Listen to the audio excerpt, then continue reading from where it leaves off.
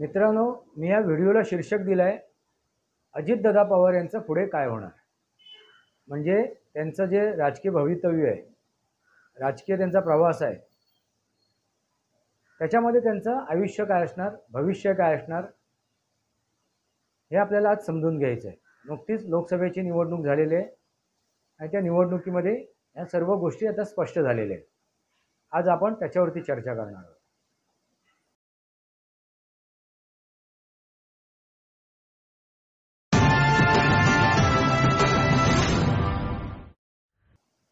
नमस्कार मित्रांनो, वास्तवावर बोलू काहीतरी या शृंखलेमध्ये पुन्हा एकदा आपलं स्वागत। मी आपला मित्र राजेश वासंती साबाजी केळुसकर। मित्रांनो, मी ह्या व्हिडिओला जे शीर्षक दिलंय अजितदादा पवार यांचं पुढे काय होणार, मित्रांनो त्या संदर्भातच आपण आज चर्चा करणार आहोत। लोकसभेच्या निवडणुका पार पडल्यात, त्याचा निकालही लागला आणि सरकारही स्थापन झाले। कुठे? केंद्रामध्ये मोदी सरकार। नरेंद्र मोदीजींनी तिसऱ्यांदा पंतप्रधान पदाचा शपथसुद्धा घेतलेला आहे। शपथ ग्रहण करून पंतप्रधान पद स्वीकारलेलं आहे आणि त्याच्यानंतर त्यांनी कामसुद्धा चालू केलेलं आहे। हे सरकार स्थापन होऊन कामसुद्धा सुरू झालेलं आहे। मित्रांनो, पण महाराष्ट्रात एक गोष्ट चर्चिली जाते, एका गोष्टीवर चर्चा होते, की म्हणजे अजितदादा पवार आणि शरद पवार यांच्यामध्ये कोणाचा परडा जड झालेला आहे, कोण अधिक शक्तिशाली आहे। मित्रांनो, लोकसभेच्या निवडणुकीमध्ये हे स्पष्ट झालेलं आहे। अजितदादा पवार यांनी जे काय उमेदवार उभे केले होते त्यातील एकच उमेदवार त्यांचा निवडून आला आणि ते म्हणजे सुनील तटकरे रायगडमधून। आणि तिथे सुद्धा जो प्रभाव होता हा सुनील तटकरेंचा होता असं दिसून आलं। ते आपल्या स्वतःच्या शक्तीवरती, आपल्या स्वतःच्या ताकदीवरती, क्षमतेवरती तिथे निवडून आले आहेत। आणि जो पारंपरिक मतदार आहे तिथला त्यांचा म्हणजे सुनील तटकरे यांचा, त्याने त्याला मतदान केले आणि ते तिथे जिंकून आलेले आहेत। आणि त्यासोबत युती म्हणजे भाजपाचे जे मतदार आहेत आणि शिवसेनेचे मतदार आहेत त्यांनी सुद्धा त्यांना तिथे समर्थन केलं आहे, तिथे मतदान केलेलं आहे। पण मित्रांनो, अजितदादा पवार किंवा त्यांचे जे नेते आहेत ते धुसफूस करत आहेत युतीमध्ये। ते काय म्हणतात की भाजपाचे आणि शिवसेनेच्या कार्यकर्त्यांनी किंवा नेत्यांनी आम्हाला मदत केली नाही म्हणून आमचे इतर ठिकाणी उमेदवार पडले, पराजित झालेत। मित्रांनो, आपण जर बारकाव्याने बघाल, निरीक्षण करून बघाल, पूर्ण अभ्यास कराल त्याचा, तर तुम्हाला तसं दिसून येईल। काय दिसून येईल?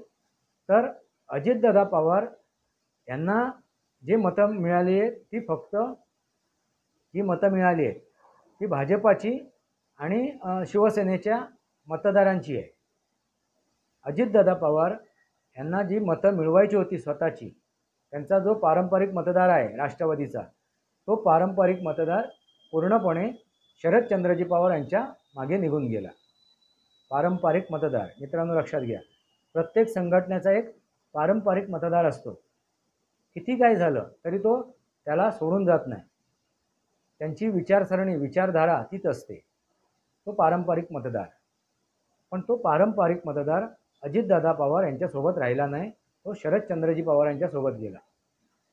त्यामुळे जे त्यांचे नेते जे बोलत आहेत, जी भाषा वापरत आहेत की भाजपाने आणि शिवसेनेने आम्हाला मदत केली नाही, हे साफ चुकीचं आहे। मित्रांनो, दुसरी एक गोष्ट, मुसलमानांची जी एक गठ्ठा मतदान, 100% मतदान हा आघाडीच्या बाजूला गेला, म्हणजे सरळ शरदचंद्रजी पवार यांना त्यांची मतं मिळालेली आहेत। जसं उद्धव ठाकरे यांना मिळाली, जसं काँग्रेसला मिळाली, तसंच शरदचंद्रजी पवार यांना सुद्धा मिळाली आहे। हा एक त्यांचा प्लस पॉईंट आहे। मित्रांनो लक्षात घ्या, कोणाचा? शरदचंद्रजी पवार। उलट अजितदादा पवार हे त्या मुसलमानांना कन्व्हिन्स करू शकले नाहीत। लक्षात घ्या मित्रांनो, जसं उद्धव ठाकरे यांनी वेळीच समजून घेतलं की आपल्याला ही जर निवडणूक जिंकायची असेल, आपले उमेदवार निवडून आणायचे असेल, तर आपल्याला मुसलमानांची मतं प्राप्त करावी लागतील। म्हणून त्यांनी काय केलं? तुष्टीकरणाचं राजकारण केलं. तुष्टीकरणाचं राजकारण. मुस्लिमांची अगदी मुस्लिमांसमोर त्यांनी लोटांगण घातलं उद्धव ठाकरे यांनी. अगदी ते मुस्लिम धार्जिणे झालेत. मुस्लिम धार्जिणे. मित्रांनो, मी तिथे त्यांना चुकीचं म्हणत नाही आहे, कारण शेवटी काय आहे, त्यांचे उमेदवार त्यांना निवडून आणायचे. मग त्यांनी आपले उमेदवार निवडून आणण्यासाठी काय करावं हा ज्याचा त्याचा प्रश्न आहे. पण त्यांनी आपल्या विचारधारेला टांग दिली. आपल्या वडिलांनी जी विचारधारा उभी केली होती त्या विचारधारेला पायमल्लनी केली. इथे ते दोषी आहेत. भले त्यांनी आपल्या वडिलांच्या विचारधारेला जुमानून झुगारून हा विषय केला, त्यांनी स्वतःच्या स्वार्थासाठी मतलबासाठी हा विषय बाजूला राहिला, पण शेवटी त्यांनी आपल्याला आपले उमेदवार निवडून आणण्यासाठी खोटेपणा, लबाडीपणा सर्व पणाला लावलं. त्यांनी खोटेपणा आणि लबाडीपणा. खोटेपणा काय तर संविधान बचाव, लोकतंत्र बचाव, ह्या भीतीपोटी हिंदू जे लाभार्थी आहेत, आरक्षणाचा त्यांना फायदा मिळतोय असे लाभार्थी, म्हणजे ओबीसी असो किंवा दलित असो, ST SC असो, असे जे लाभार्थी आहेत हे सुद्धा घाबरून युतीपासून दूर झाले आणि त्याचाही लाभ उद्धव ठाकरे यांना मिळाला. असो तो मित्रांनो, उद्धव ठाकरेंनी ही गोष्ट साध्य केली, पण हीच गोष्ट अजितदादा पवार साध्य करू शकले नाही. अजितदादा पवार यांनी हे मुसलमानांना कन्व्हिन्स करू शकले नाहीत आणि ते होऊ शकत नव्हते, कारण अजितदादा पवार हे हिंदूवादी समर्थन पार्टीबरोबर सोबत गेले होते निवडून. पण मुसलमानांनी जी केलेली आहे, मतदान केलं आहे, ते हिंदू समर्थक संघटनेच्या विरोधात केलेलं आहे. मित्रांनो लक्षात घ्या, युतीच्या विरोधात नव्हे किंवा आघाडीच्या समर्थनासाठी नव्हे, तर हिंदू विरोधी हिंदूचे जे समर्थक आहेत अशा संघटनांना विरोध करण्यासाठी केलेलं हे मतदान आहे. त्यामुळे अजितदादा पवार यांच्यासोबत ते येऊच शकले नसतील. कितीही अजितदादा पवार यांनी त्यांची मनधरणी केली असती किंवा त्यांना कन्व्हिन्स करण्याचा प्रयत्न केला असता तरी, पण जे पारंपरिक मतदार आहे, जे प्रत्येक पक्षाचे, प्रत्येक संघटनेचे जे पारंपरिक मतदार आहेत, तसं भारतीय जनता पार्टीचे, शिवसेनेचे, बहुजन पार्टीचे, रिपब्लिकन पार्टीचे, जे असे पारंपरिक मतदार आहेत, जे त्या पार्टीशिवाय, त्या संघटनेशिवाय ते अन्य ठिकाणी कुठेही मतदान करत नाही, असे पारंपरिक मतदार सुद्धा अजितदादा पवार यांच्यासोबत राहिले नाहीत. त्या मतदारांनी सुद्धा अजितदादा पवार यांच्या विरोधात मतदान केलं आणि ते कुठे गेलं? शरदचंद्रजी पवार यांना त्यांनी मतदान केलं. मित्रांनो लक्षात घ्या, शरदचंद्रजी पवार ही गोष्ट विचार करण्यासारखी आहे. जिथे शरदचंद्रजी पवार किंवा त्यांच्यासोबत असलेल्या आघाडीचे उमेदवार उभे होते, अशा उमेदवारांना त्या मतदारांनी मतदान केलेलं आहे. हे सर्वात मोठं कारण आहे अजितदादा पवार यांचे उमेदवार पराभूत होण्याचे. हे लक्षात घ्या. हे अजितदादा पवार यांनी सुद्धा लक्षात घ्यावं. उगाचच युतीच्या नावाने किंवा भाजपाच्या नावाने, शिवसेनेच्या नावाने बोटं मोडू नये, मातम करू नये. ही वास्तवस्थिती आहे. ही वास्तवस्थिती त्यांनी समजून घेणं गरजेचं आहे. कारण बारामतीसारख्या प्रतिष्ठेची केलेली जी निवडणूक होती, बारामतीसारखी, जिथे सुप्रिया सुळे आणि सुनेत्रा पवार म्हणजे अजितदादा पवारांच्या सौ आणि शरदचंद्रजी पवार यांच्या कन्या विरोधात उभे होते, तिथे सुद्धा अजितदादा पवार यांच्या पत्नीचा पराभव झाला. कारण मित्रांनो तिथे बघा, ते आपल्या पवार कुटुंबांना सुद्धा ते एकत्र घेऊन जाऊ शकले नाहीत. पवार कुटुंबियांना सुद्धा ते कन्व्हिन्स करू शकले नाहीत. कोण? अजितदादा पवार. हा त्यांचा पराजय आहे. कन्व्हिन्स करू शकले नाही आपल्या कुटुंबाला सुद्धा. पूर्ण पवार कुटुंब हे शरदचंद्रजी पवार यांच्यासोबत निघून गेलं आणि याचाही परिणाम त्या बारामतीच्या निवडणुकीमध्ये झालेला आहे. जर त्यांचे घरातले कुटुंबीय अजितदादा पवारांना सोडतात तर आपण तरी कशाला विचार करू? मग ते योग्य आहे. मग अजितदादा पवार चुकीचे आहेत, शरदचंद्रजी पवार बरोबर आहेत. असाच मतदारांचा सुद्धा एक काय झाला, मानस झाला. त्यांच्या मनाची ती एक धारणा झाली आणि ती धारणा तोडू शकले नाहीत कोण, अजितदादा पवार. ते त्यांना कन्व्हिन्स करू शकले नाहीत.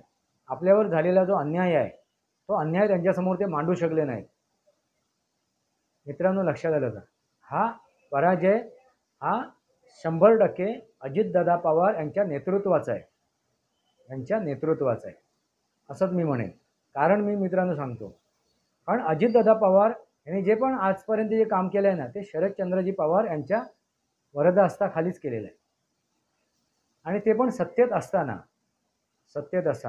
जे काही योजना त्यांनी बारामतीमध्ये त्या लोकसभा मतदारसंघामध्ये ज्या योजना राबवल्या, ज्या प्रकल्प राबवले, ते सुद्धा शरदचंद्रजी पवार यांच्या वरदहस्तेखालीच राबवलेले. हेच विचार तिथल्या मतदारसंघांच्या मतदारांमध्ये होता, की जे काय केलंय, जे काय आणलंय, अजितदादा पवार यांनी जे काही कामं केली आहेत ही शरदचंद्रजी पवार यांच्यामुळेच केली आहेत, ते होतेत म्हणून झालेली आहेत, असा जो समज आहे तो समजसुद्धा ह्या पराभवाला कारण ठरलेला आहे. जे अजितदादा पवार सांगत होते, हे मी ह्या योजना आणलेत, हे प्रकल्प आणलेत, ह्या बारामतीचा मी कायापालट केला, हे सगळं सांगण्याचा प्रयत्न केला, ते सगळं त्यांचं धारार तीर्थी पडलं, फुकट गेलं, गंगेला मिळालं. कारण त्याच्यावरती विश्वास कोणीच ठेवला नाही, त्या जनतेने विश्वास ठेवला नाही. आणि ह्या लोकसभेच्या निवडणुकीमध्ये हे दिसून आलेलं आहे मित्रांनो. आणि इतर जे आहेत म्हणजे शिंदेसेना, म्हणजे शिंदे यांच्यासोबत जी आहे मूळ शिवसेना आणि उभाठा, याच्यामधला विषय वेगळा आहे. कारण शिवसेनेचा जो पारंपरिक मतदार आहे तो शिंदेसोबतच गेला, एकनाथ शिंदेसोबतच गेला, पारंपरिक मतदार. आणि त्याची भीती बाळगून उद्धव ठाकरे यांनी मुसलमानांना आपलंसं केलं, त्यांच्याशी त्याने हात मिळवणी केली, तुष्टीकरणाचं राजकारण केलं. मित्रांनो, लक्षात घ्या. पण शरद पवार आणि अजितदादा पवार यांचा जर विचार कराल तर त्यांचा पारंपरिक मतदार हा शरदचंद्रजी पवार यांच्यासोबतच राहिला. तो भले राष्ट्रवादी काँग्रेस ते नाव चिन्ह अजितदादा पवारांच्यासोबत गेलं म्हणून त्यांच्यासोबत गेला नाही, हे सर्वात महत्त्वाचं कारण. दुसरं आता काय कारण आहे की अजितदादा पवार यांचं पुढे काय होणार, असा जो मी प्रश्न उपस्थित केला आहे, त्याला कारण काय, छगन भुजबळ यांची जी आता हे करताय, तुम्ही बघताय राजकीय खेळी, त्यांची विचारसरणी, ते काय आता हे करतायत, आपली मतं प्रकटीकरण करतायत, आपलं वक्तव्य मांडतायत, आपले विचार मांडतायत, ज्या प्रकारे ते राजकारण करतायत, हे सर्व बघितल्यानंतर असं दिसून येते की छगन भुजबळ हे कधीही कुठल्याही वेळेला अजितदादा पवार यांना सोडून जाऊ शकतात. ते परत कदाचित शरदचंद्रजी पवार यांच्यासोबत जातील किंवा भाजपात जातील किंवा अन्य ठिकाणी कुठेही जातील किंवा ते एक वेगळा पक्षही निर्माण करू शकतील, काही करू शकतील. मित्रांनो, शेवटी प्रत्येकाला महत्त्वाकांक्षा आहे, आपला स्वतःचा स्वार्थ आहे, मतलब आहे, तोही साधण्याचा ते प्रयत्न करतील. दुसरी गोष्ट, जे सुनित्रा पवार यांना राज्यसभेवरती पाठवण्यात आलं आहे, त्या राज्यसभेचे ते उमेदवार झाले आहेत, तिथले ते सदस्य झाले आहेत, सांसद झाले आहेत. ही गोष्टसुद्धा ह्या नेत्यांना भावलेली नाही आहे, मनाला पटलेली नाही आहे. भले ते बोलून दाखवत नाही आहेत, पण कुठेतरी अंतर्गत कुरबुडी चालू आहे, कुजबूज चालू आहे. जे शरदचंद्रजी पवार यांनी आपल्या कन्येला समोर ठेवून केलं आहे, तीच गोष्ट अजितदादा पवार यांनी आपल्या पत्नीला समोर ठेवून केलं आहे. म्हणजे शेवटी काय झालं, पारिवारिक हा पक्ष झाला, कुटुंबापुरताच मर्यादित झाला. म्हणजे आम्ही जे काम करतोय, आम्ही जे कार्य करतोय, आम्ही जे मेहनत घेतोय संघटनेसाठी, आमचा काय उपयोग आहे, असाच विचार आता कार्यकर्त्यांमध्ये सुद्धा आणि त्या नेत्यांमध्ये सुद्धा व्हायला लागलेला आहे ह्या एका निर्णयामुळे. मित्रांनो, ही वेळ होती अजितदादा पवार यांना स्वतःला सावरून घ्यायचं, परत उभं करायचं. पण तसं न करता त्यांना सत्तेचीच लोभ आहे, सत्तेचीच हाव आहे, हेच दिसून आले. आणि मित्रांनो, सत्ता असेल त्याचवेळी अजितदादा पवार यांची छाती 56 इंचाची होते. त्यावेळी सत्तेत असतात त्यावेळेला फक्त त्यांना सत्तेची ताकद हवी. सत्तेची ताकद नसेल तर जमिनीवरती ते काही करू शकत नाही. हेच त्यांनी दाखवून दिलं आहे ह्या लोकसभेच्या निवडणुकीमध्ये. त्यांची पाळंमुळं ही जमिनीमध्ये खोलवर गेलेली नाही आहेत, त्या जनतेमध्ये पसरलेली नाही आहेत, त्या मतदारांमध्ये पसरलेली नाही आहेत. हेच या निवडणुकीने दाखवून दिलेलं आहे. म्हणून मी म्हणालो अजितदादा पवार यांचं पुढे काय होणार. मित्रांनो, तुम्हीच विचार करा, तुम्हाला काय वाटते अजितदादा पवार यांचं पुढे काय होणार. सुनील तटकरेंना सुद्धा एक इच्छा होती राज्यसभेत जाण्याची. जी एक जागा आपल्याला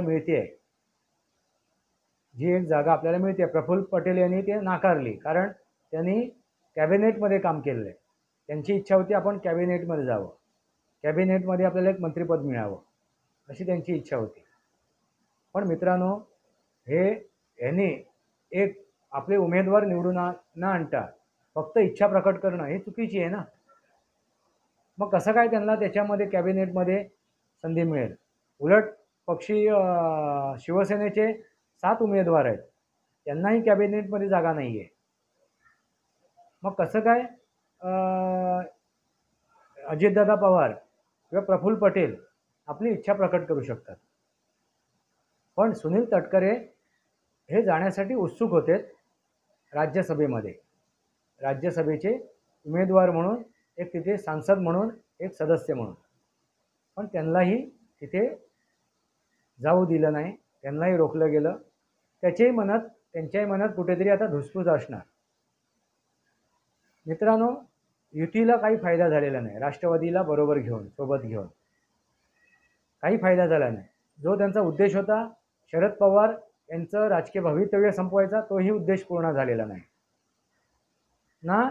त्यांनी हे अजितदादा पवार आपले उमेदवार निवडून आणू शकले. म्हणजे दोन्ही बाजूने या युतीला त्याचा फायदा झालेला नाही अजितदादा पवार यांचा.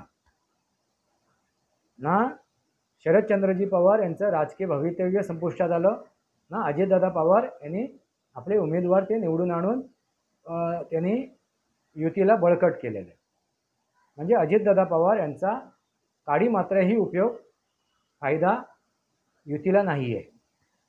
जो काही मनसेनी, महाराष्ट्र नवनिर्माण सेनेच्या मतदारांनी, जो त्यांचा मतदार आहे, पारंपरिक मतदार आहे महाराष्ट्र नवनिर्माण सेनेचा, अगदी राज ठाकरेंचा, तो सुद्धा मतदार युतीच्या बाजूला समर्थन करून आला. त्याला त्यांनी सुद्धा युतीला हे दिलं, मतदान केलेलं आहे.